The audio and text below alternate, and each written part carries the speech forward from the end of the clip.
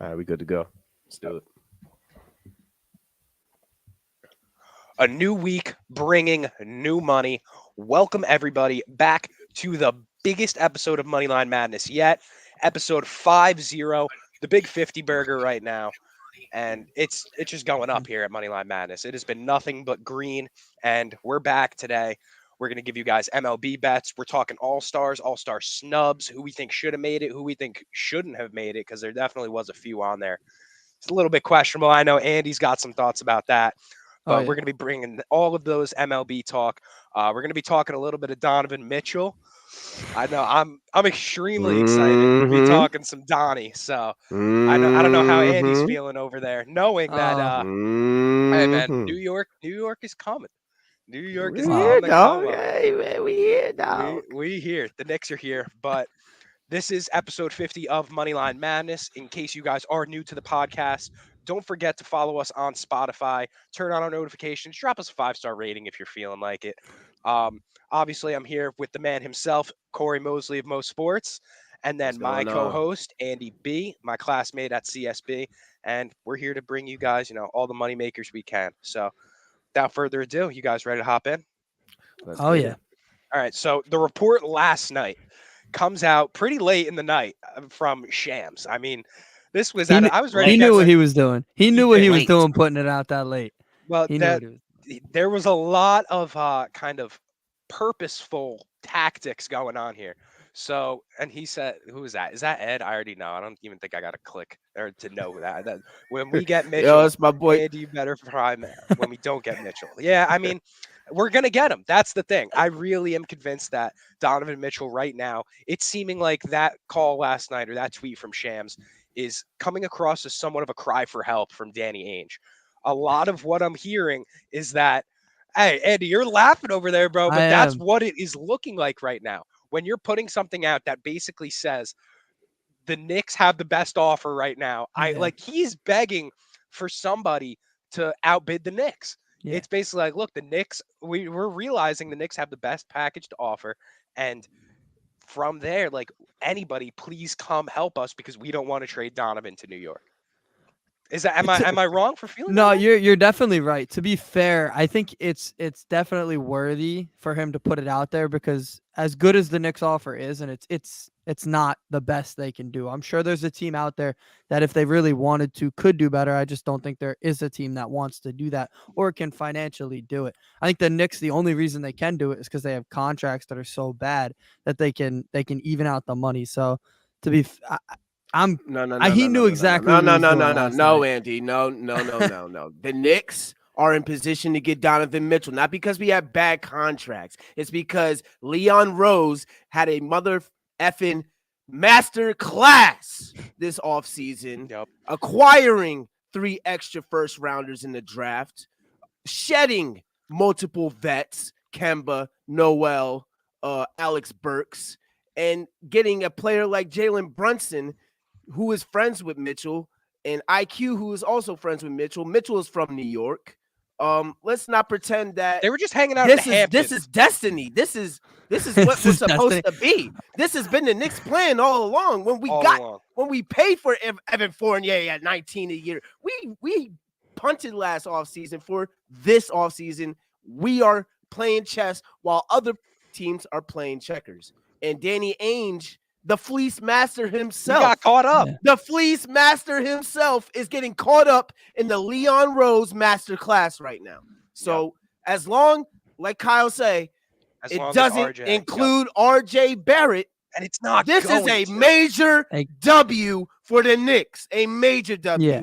You can take out RJ and still have the best offer. That's the difference. And Andy is looking at me a little crazy, and he was before we went live too, because I said that, and because he thinks that Tyler is a better piece than if you take out RJ.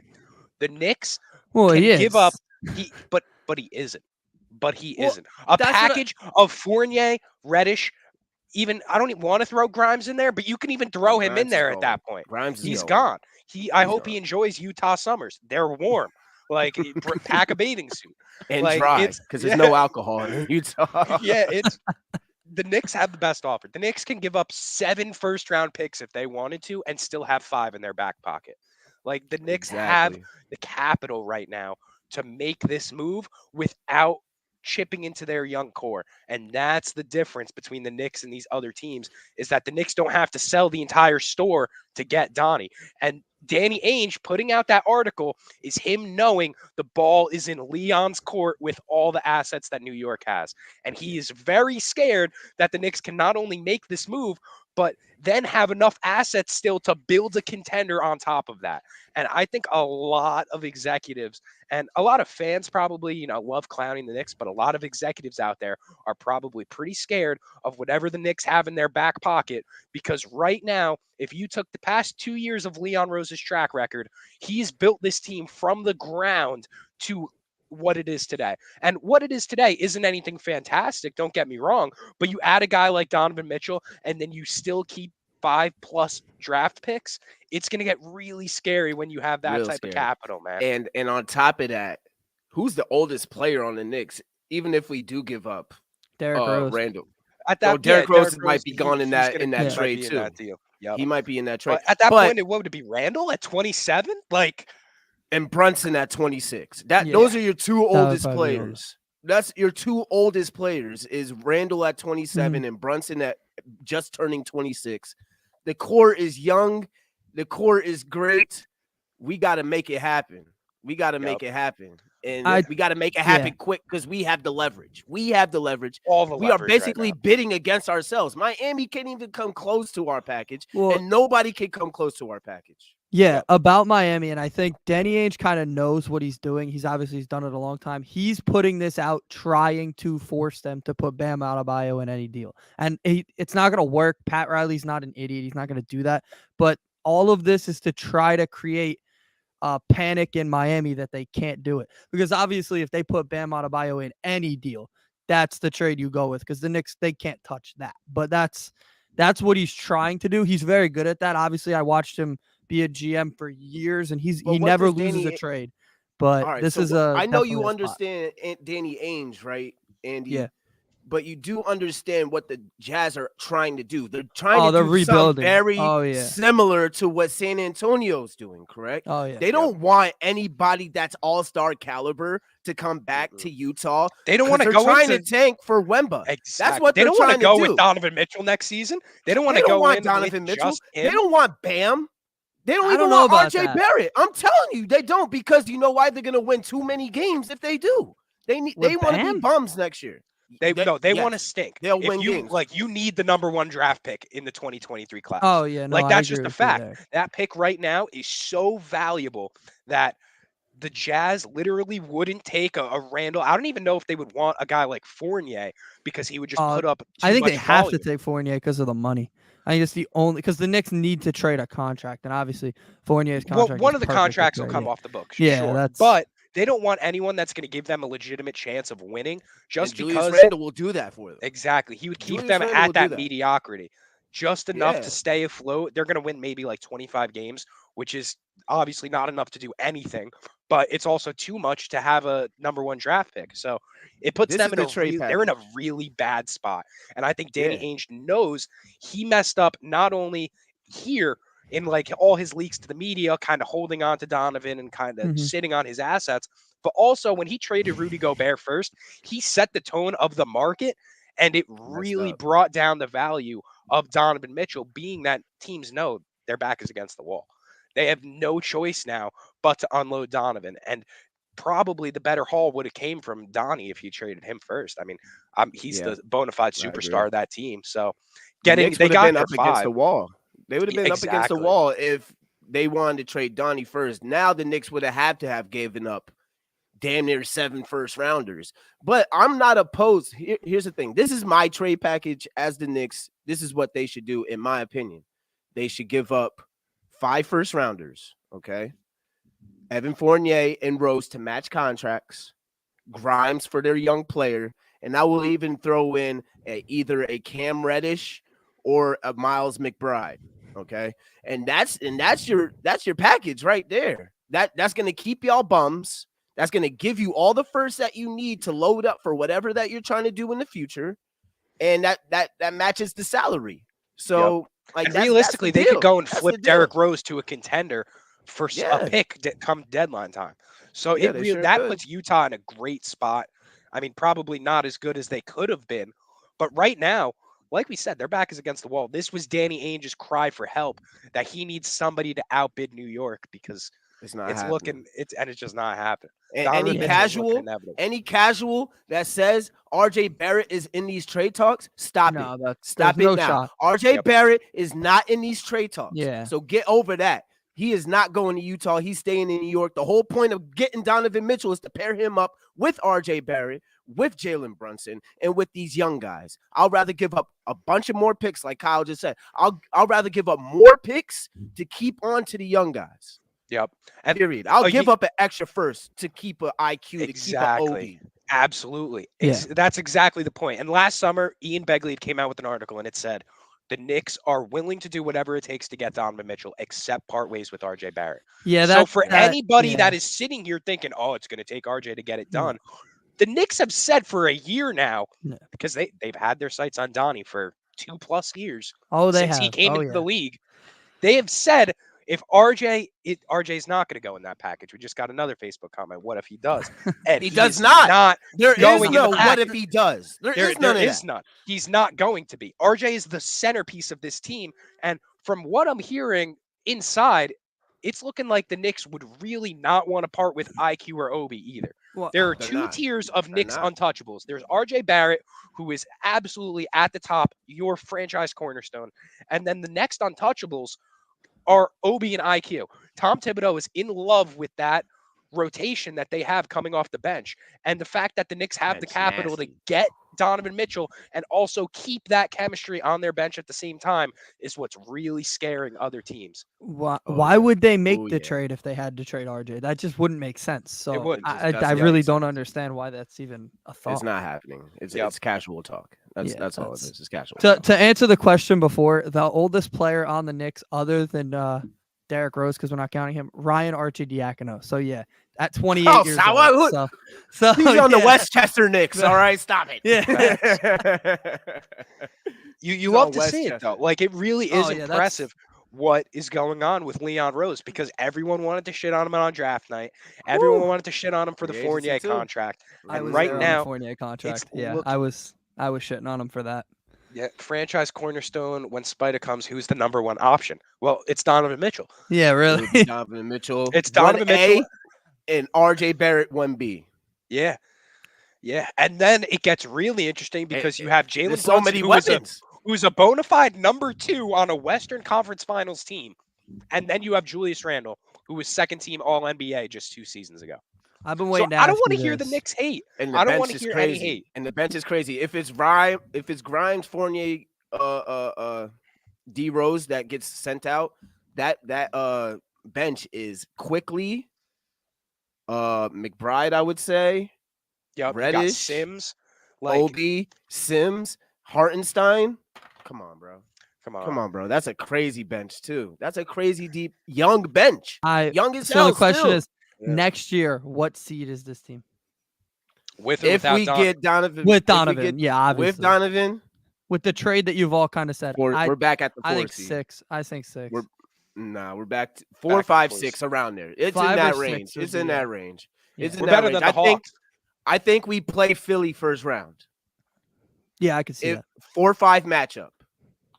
Philly first round. I think 5. I think 4 or 5. If we get Donovan Mitchell, Miami or Philly, you would play. I would think. Ed, you're acting like Donovan Mitchell is some type of bum. Like the guy averages 29 points in the playoffs per game.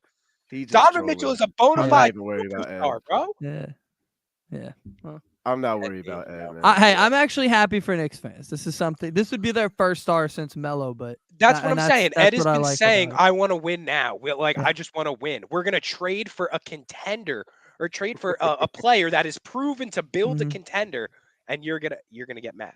Without Spida, the Knicks are not a good team. No, they're not. So, I mean, this move puts them into that type of realm where they're all of a sudden, looking to make a splash.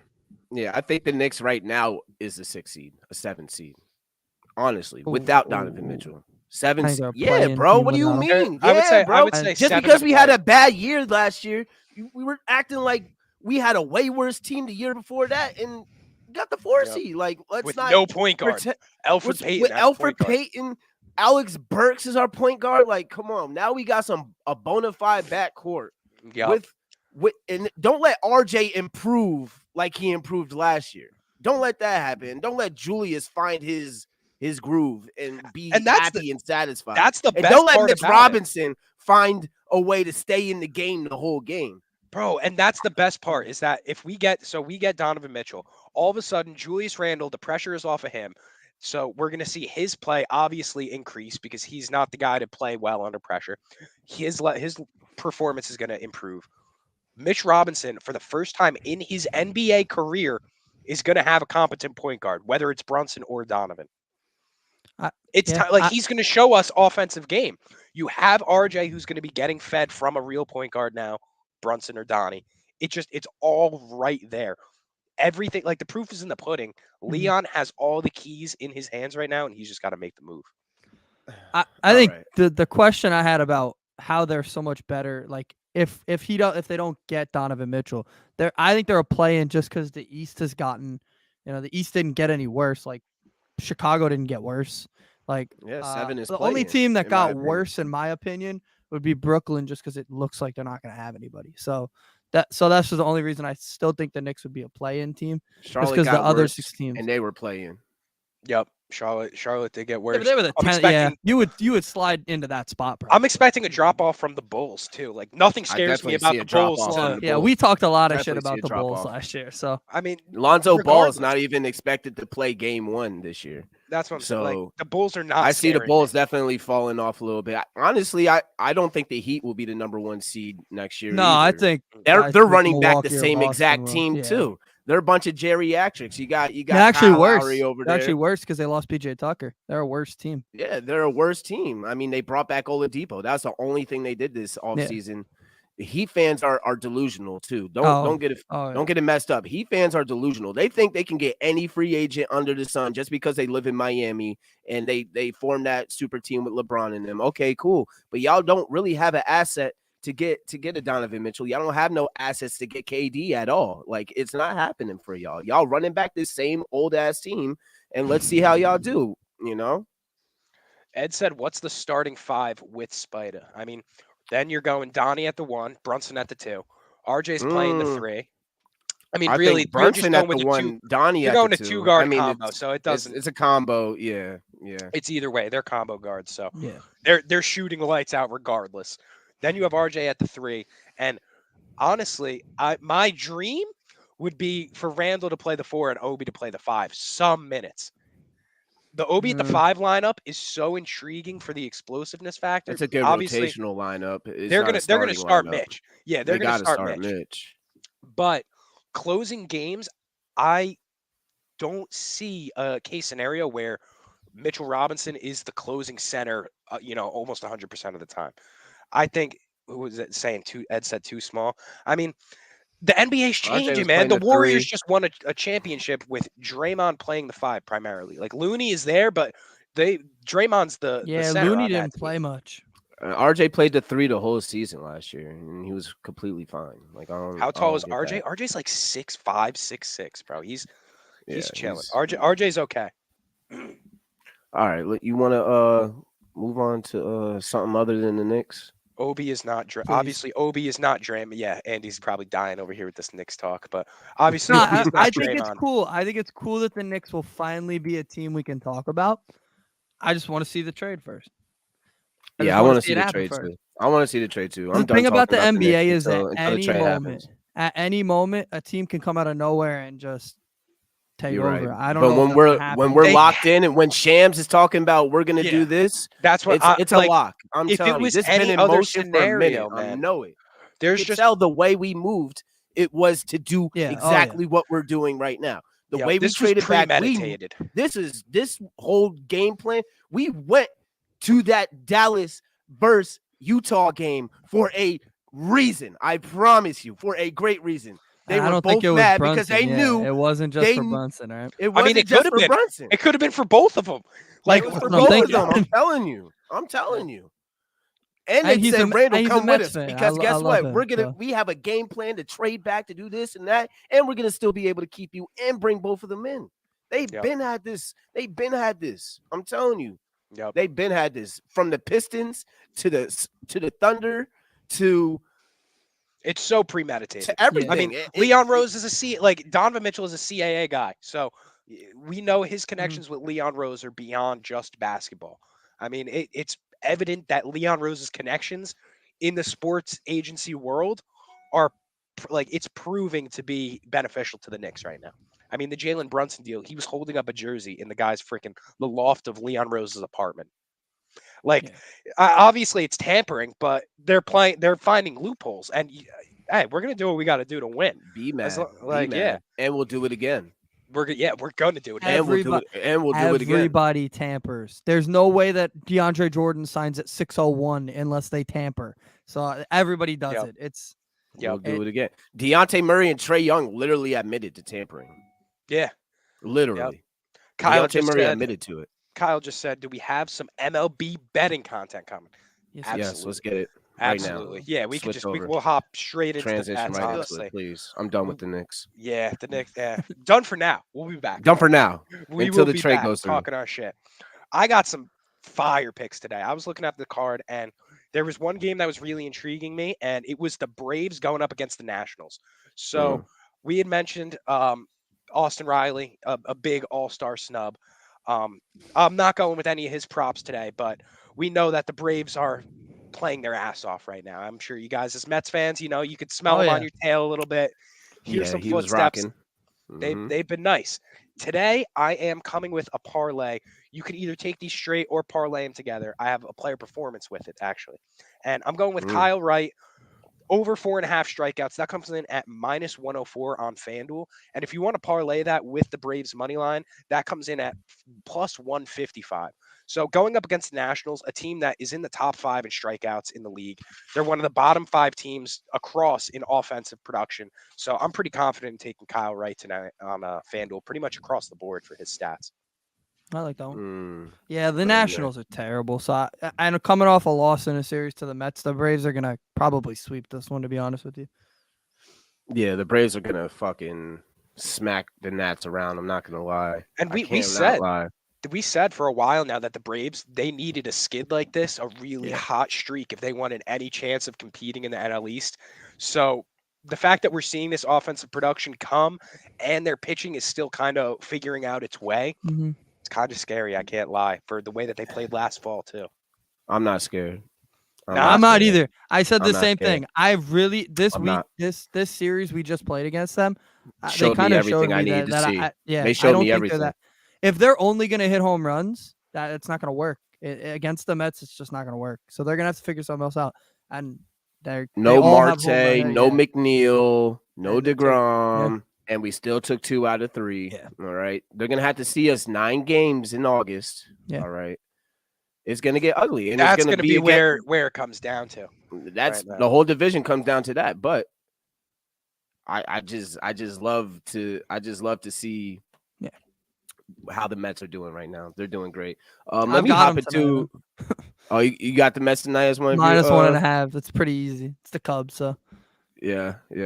So I'm pretty sure everybody in the world. I was checking the stats beforehand. I'm pretty sure 85% of bets opened up with for the Mets so far. So.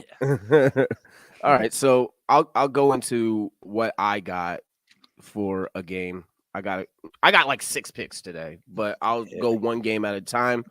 I'm really digging this Colorado San Diego game.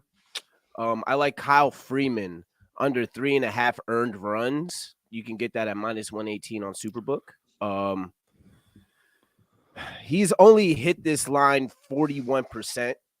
Well, he's only gone over 41% on the season. And San Diego has been real low on base percentage, Ks per inning. It's looking real favorable to Kyle Freeman, even though, San Diego has been rocking and rolling over the past, couple of weeks. But I definitely like the under, and not only the Kyle Freeman under 3.5 earned runs. I also like the Colorado versus San Diego under 11.5 runs. I feel like that line is way too inflated, and That's a obvious. lot of runs. That's a lot of runs, bro. Like, you know what And I'm I saying? still think, like, as much as they're discrediting, like, they're anticipating a Blake Snell stinker, pretty much, because no way Kyle Freeland is giving up all 12 by himself. No. So they're anticipating that Snell's going to come out and get rocked. The Rockies just don't have a lineup that intimidates me enough to, bet Right, against like, that. So I think that's at my little Coors Field, they give it like another 2 or 3 runs just because it's Coors Field. So yeah, that's also the altitude and all that. Kyle says Keegan Thompson with the 2.1 ERA at Yeah. home. Tough to back the Mets. Andy, your thoughts on that? I had a response to that. So one thing the Mets did really well in their last series against 3 pretty decent pitchers for Atlanta, obviously Fried too. They worked the count, and that's something I looked at, and a lot of teams do that well against Keegan Thompson. He goes about 6 innings. In a good start, he goes 6 innings, but he's been going 4 innings. It looks like I got a 3-inning start. That's something the Mets have been doing well, is working the count. That's one thing Buck really worked hard on, is they grind at bats. So early in games, teams have had to take their starters out, and then really the Cubs is just a one-man bullpen. They've got David Robertson, who's not even going to be on the team in a couple weeks. Could be switching jerseys. I'd love to see him switch locker rooms. But how good the Mets are at working the count, getting the starter out early, it really helps them. So that's definitely a reason I don't think the starter completely takes the Mets out of a game. So Yeah, so it might be biased of me as a Mets fan, but obviously I think the Mets are going to smack the Cubs for the last 3 games going into the All-Star break. 4, we get them 4 times. It could be Keegan Thompson, Sleven Slomson, Pegan Pompson, Nets and 4. You already know what time it is. Yeah, the Cubs stink too. So at the end of the day, they stink, bro. Like they a stink. 2-run win. Like I'm not feeling like that's too out. Stroman tomorrow too. I'm very Stroman excited. tomorrow. Oh, we about to House rock is on- Stroman's world. Yeah, the house is going on Mets money line tomorrow. That's a fact. All right, Corey, you had a ton. You said, right? I Keep got a hitting me bunch. with Yeah. it. So all right. I also have Yankees team total over 4.5 runs. That's at -105.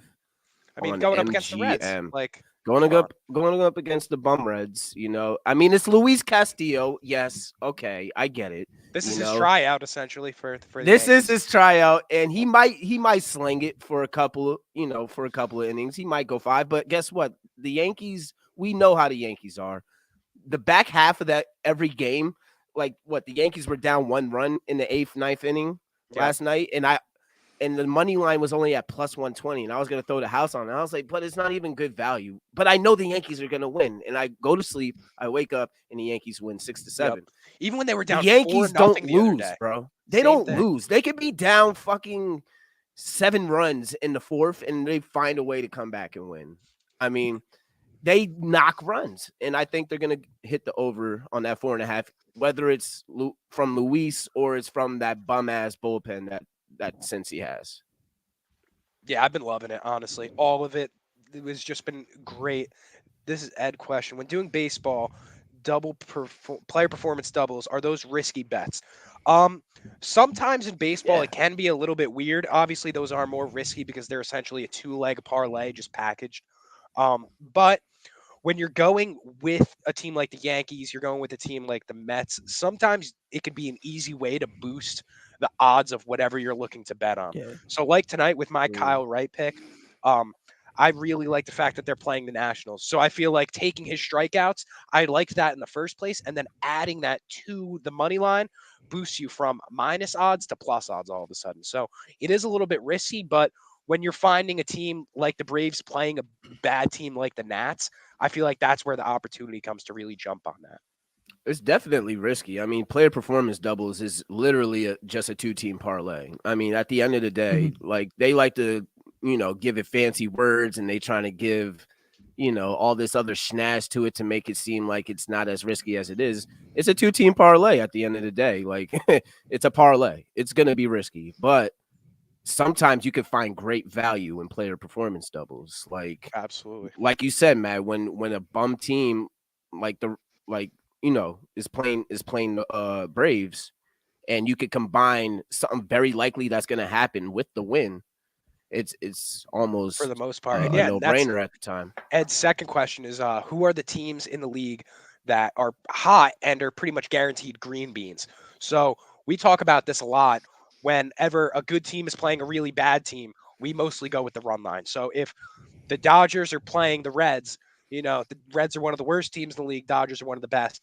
The minus 1.5 for the Dodgers is typically what we're going to ride with, being that, I mean, for the most part, a team like the Dodgers should beat the Reds. And in baseball these days, you don't see as many one-run games as you used to. So a 2-run win for a good team beating a very bad team seems to be our biggest moneymaker as of late here on Moneyline Madness.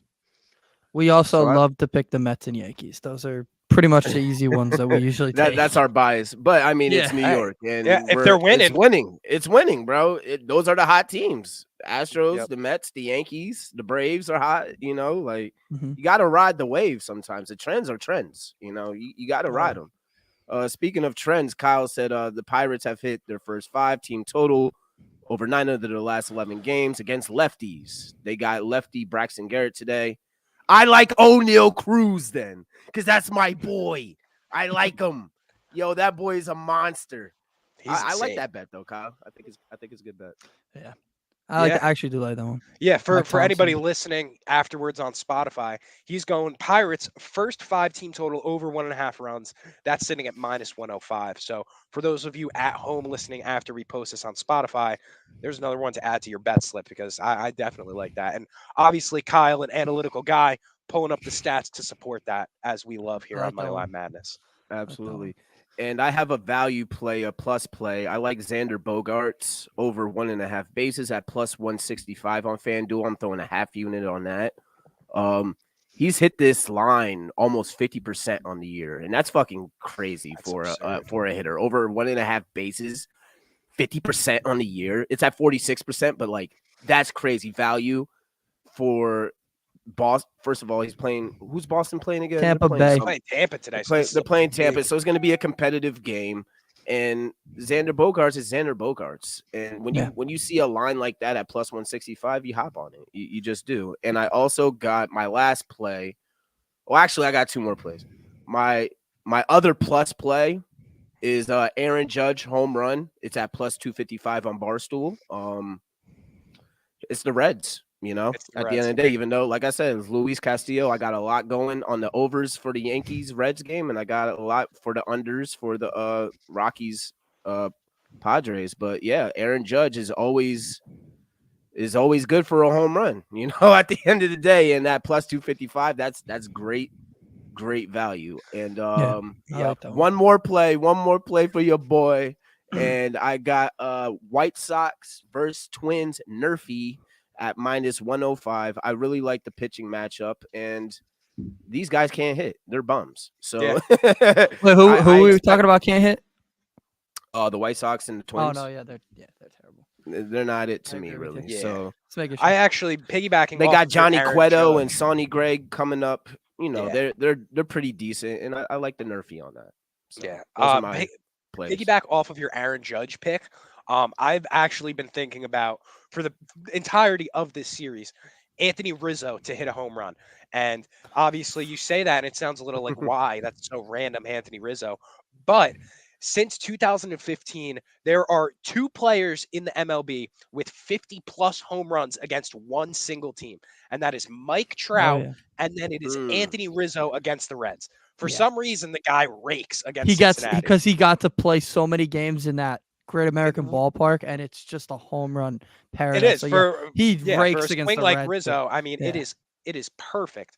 So it comes out. I actually have one of these that was just in the comments, so we'll get to that one. Right now, that comes in at plus 360 for a Rizzo homer. He's seen Castillo a lot within his career. So if you're looking to drop a small unit, maybe a quarter even, like right on Anthony Rizzo at plus 360. The proof is in the pudding. The guy hits homers against the Reds. So So I actually have one of these that's in the comments. So I'm gonna I'm gonna click that right now. So this one, the Seattle money line. I looked at this, and I wondered it as well, because they're red hot. The 2 hottest teams in baseball, the Orioles and Mariners, but the Mariners are probably the most crazy. legit. Yeah. So they're 17-3 in their last 20. They're playing Texas on the road. I get that. So I was wondering why they were plus money, and then I looked. Martin Perez Exactly. I was looking at the same thing. That's the reason. Perez has been chucking, man. Yeah. So other than one start at Citi Field, he's been pretty perfect this year.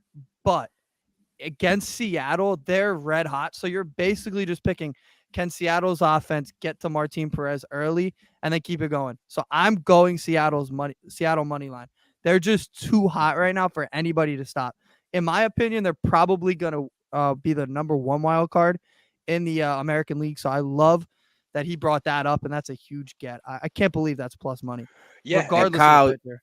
Kyle, you already know what time it is, bro. You know Moneyline Madness. This is a pot. This is my young boys podcast right here, and they're killing it. And we're gonna go live a lot, especially when football season starts. You already know what time it is. When football and basketball come around, I mean, this is just a kick up right now. Obviously, you know this MLB is season, off season, Kyle. You know MLB is off season, but we still gonna get our lives in, and you're down to come on anytime. And likewise, if you want us to hop on any of your guys' lives, we're here for it too. You already know. And that's a great point. That the Mariners are playing their ass off. So you take that, and then you look at Martin Perez's last 3 starts, and he's gone 6 innings every start, but he's given up at least 4 runs.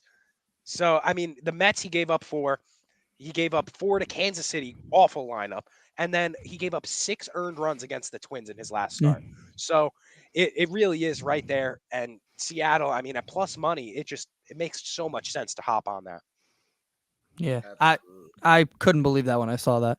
Them and the Orioles are just red hot. That's Orioles, man. Well, who would have they're thought? pissing me off, man, because we were supposed to have Trey Mancini, and I don't see them trading him right now. So a lot of people around the league think that he will be moved, but I mean, with the way that they're winning, why? I can't make the playoffs and not have Trey Mancini on my team if I'm the Orioles. This is the first time Baltimore has actually been doing something since Cal Ripken, and now they're and they got their best player on the high seat. They're bugging. They need to just hold on and just keep building with their farm system. They're obviously a very small market team, and it's going to be tough to get a star over there. So you just got to keep building.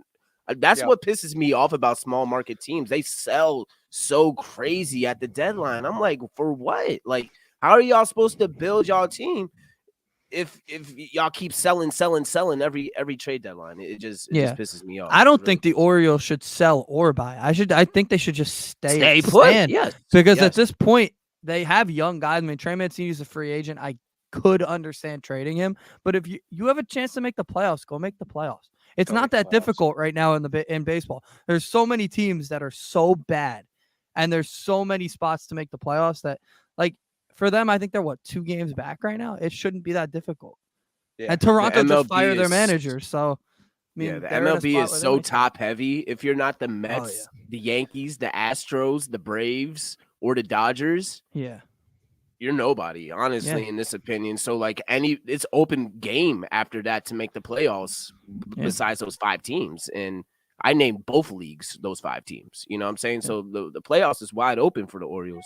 So I wouldn't move nothing or buy anything either. Just play ball. Play ball. I got one more pick for tonight. I was looking at Astros going up against the Angels right now. Astros run line -108.